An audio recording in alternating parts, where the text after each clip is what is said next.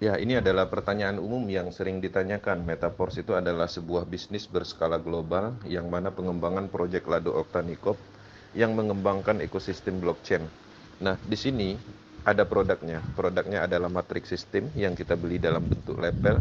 Pembelian itu tergantung kemampuan masing-masing. Apa gunanya membeli matrix system? Matrix sistem dibeli adalah tujuannya adalah untuk alat bisnis. Alat bisnis yang mana tertanam di teknologi blockchain sehingga dia permanen. Nah, ketika kita membeli level program matrix system, kita bisa memasarkan kembali dengan bonus 100% atau penjualan langsung. Seperti itu. Nah, artinya ada produk yang jelas bahwa di sini ada matrix system level yang mana ada di dalam blockchain Polygon. Ini yang menarik karena sifatnya permanen dan tidak bisa dihentikan.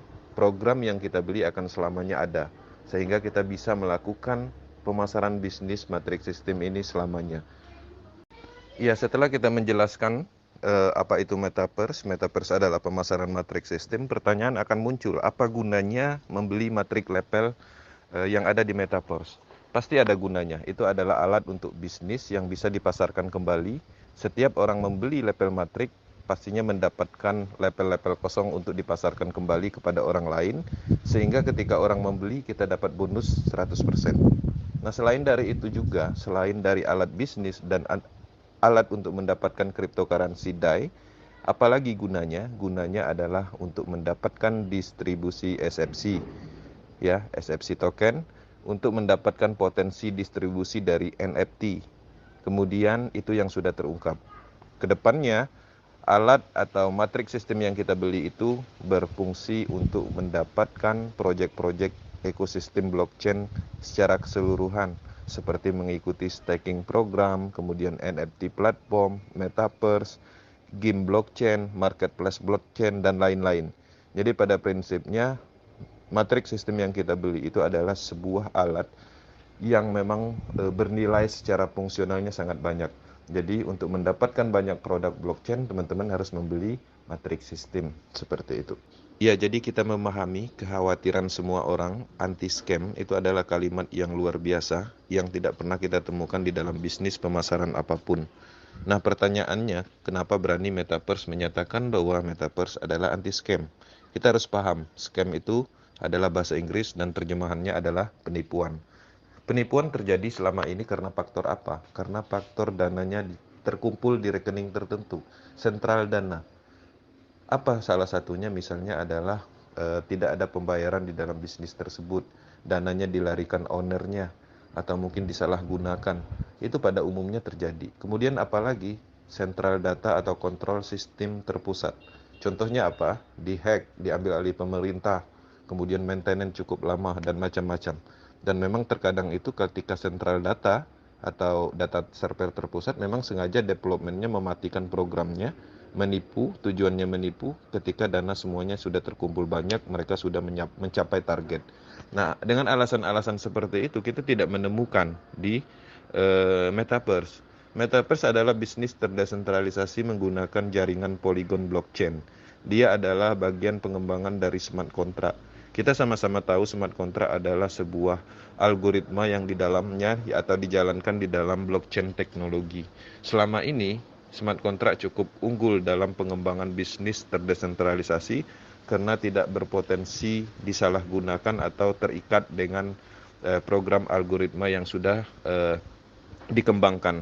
Ini menarik, bisnis ini akan selamanya ada, artinya di sini juga tidak ada pengumpulan dana, juga tidak ada sentral data terpusat, tidak ada faktor manusianya di dalam sistemnya. Faktor manusia kita sama-sama tahu adalah hal yang paling banyak yang membuat masalah di dalam bisnis pemasaran. Di sini juga tidak ada admin apapun, semuanya berjalan dengan sendirinya menggunakan teknologi blockchain. Nah, memang beberapa orang belum memahami apa itu smart contract, desentralisasi, kemudian blockchain teknologi, dan hal-hal yang mendukung dengan teknologi metaverse. Nah, ketika memahami itu semua, ya pastinya akan menerima pernyataan ini bahwa metaverse adalah anti-scam. Karena memang tidak ada pengumpulan dana juga. Kemudian transparansinya 100%, keadilannya ada seperti itu. Nah, ada banyak faktor yang memang harus dijelaskan secara detail by data, dan tapi itu semua sampai saat ini tidak bisa disangkal. Artinya memang pada kenyataannya memang metaverse seperti itu. Nah, itu yang menarik, kekuatan dari proyek ini adalah kita mendapatkan sebuah bisnis permanen bahkan bisa diwariskan seperti itu.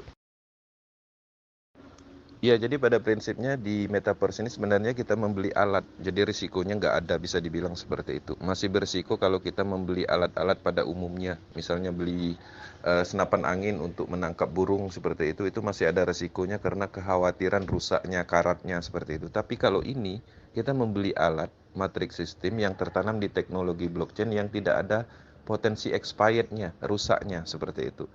Nah, jadi ini tidak ada resiko karena alat yang kita beli itu adalah alat untuk mendapatkan aset digital. Nah, jadi ketika kita memahami itu, artinya risikonya di mana? Nah, itu yang harus dipikirkan. Saya juga tidak menemukan risiko apapun dan saya bingung risikonya di mana. Memang ada potensi risiko terjadi yang mungkin adalah kesalahan dari individunya. Misalnya ketika bergabung di Metaverse, prepaid key-nya nggak disimpan, kemudian handphonenya hilang, sehingga tidak bisa memulihkan trust wallet-nya. Mungkin itu aja risikonya. Artinya bukan dari sistemnya. Nah, jadi teman-teman harus menyadari memang resiko itu adalah sebuah hal yang kita temukan selama ini ada di individu masing-masing. Nah, itulah tujuan kita, kenapa kita menjalankan akademinya. Bagaimana cara merawat akun kita, trust wallet kita, supaya tidak terjadi resiko yang karena faktor personal seseorang. Bisnis ini cukup aman karena memang bisnis ini bukan seperti bisnis pada umumnya, yang mana kita menjual produk misalnya, kemudian kita dapat bonus 10%, sisanya masuk ke development, nanti development udah kaya mereka matikan sehingga bisnisnya berhenti. Bukan itu. Kita murni membeli alat, aset digital yang mana alat kita beli tujuannya adalah untuk mendapatkan produk-produk ekosistem Metaverse yang mana semuanya itu adalah sumber uang. Seperti itu. Iya, Bang. Jadi pada prinsipnya kita di sini berproses. Bisnis ini memungkinkan kita untuk melakukan proses karena bisnis ini tidak ditemukan titik akhirnya. Karena bisnis ini sebenarnya adalah sebuah program yang tertanam di teknologi blockchain yang mana sifatnya adalah desentralisasi. Nah, jadi pada intinya ketika ingin berkembang di Metaverse ini adalah tempatnya. Ya, saya menyadari kalau dulu kan kita mengembangkan bisnis orang lain, kita memasarkan proyek orang lain, ketika orang tersebut berhasil atau sudah mencapai target bisnisnya kan mereka tutup. Jadi sia-sia kita mempelajari sistemnya, mempelajari produknya, roadshow sana sini, tabel tab sana sini. Tapi apa yang kita bangun setelah 6 sampai 8 bulan bisnisnya berhenti. Harusnya di angka tersebut kita mendapatkan uang besar karena berhasil membentuk tim, membangun tim gitu. Nah, sebenarnya kalau di Metaverse itu adalah salah satu kelebihannya ketika teman-teman ingin memaksimalkan kreativitas dalam pengembangan bisnis, apa yang dilakukan nggak sia-sia, hebatnya di situ. Nah, jadi banyak orang yang tidak menyadari itu, yang selama ini mungkin dia bermain di dalam bisnis network, tapi yang dia lakukan adalah sebenarnya pada intinya membangun bisnis orang lain, karena ada pola namanya bonus sponsor.